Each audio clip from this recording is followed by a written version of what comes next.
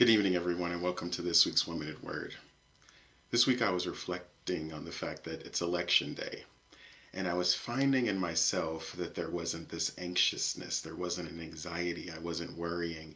And as I was looking at my own social media stream, I just saw so much fear and worry.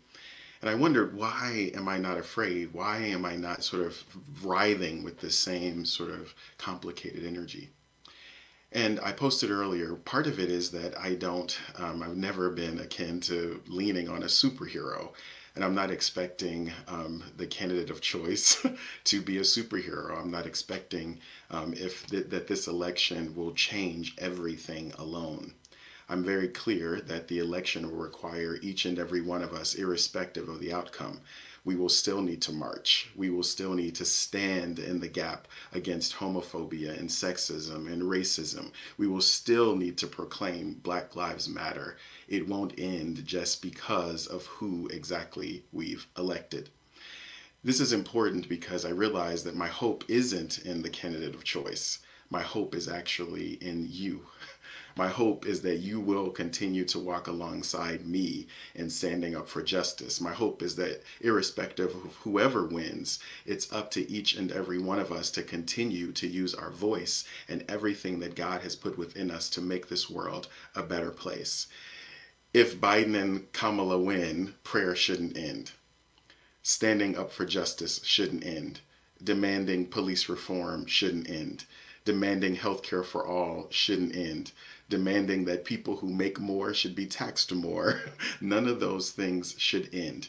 And so tonight, my vote, though I, of course, voted, and I believe and pray for the person and the folks who I have voted for, my election is actually for you. My election is in your siblinghood. My election is in your humanity. My election is no matter what happens tomorrow or the weeks to come, that I can still lean and depend on you. Now, of course, from a minister, you're asking, well, what does this mean in terms of our faith? Well, my hope is in God, and my faith in God is also inspiring my hope in you. Because I believe that the same Spirit of the living God that raises up each of us towards change and justice is yet alive and moving again, irrespective of who wins an election. So thank you for being my partner today and tomorrow. Thank you for being a partner for me in the next month and then beyond January 20th. Thank you for being a partner, irrespective of how an election turns out, because we all realize that we have a part of this journey. There's a song that comes to mind that I want to share with you, and it's a song that I hope will encourage you if you are fearful or worried about exactly what will happen tonight. So join me in listening to these words, and hopefully this moment of encouragement will be helpful for you. I shall never let go of God's hand. I will never let go of God's hand.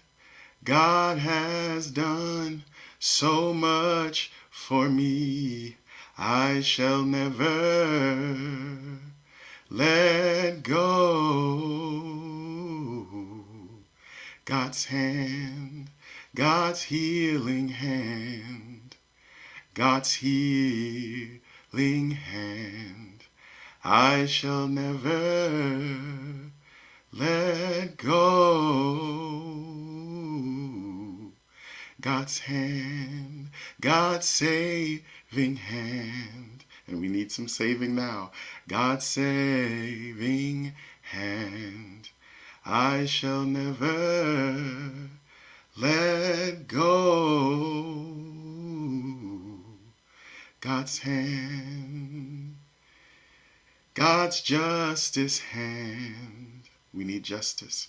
God's justice hand. I shall never let go.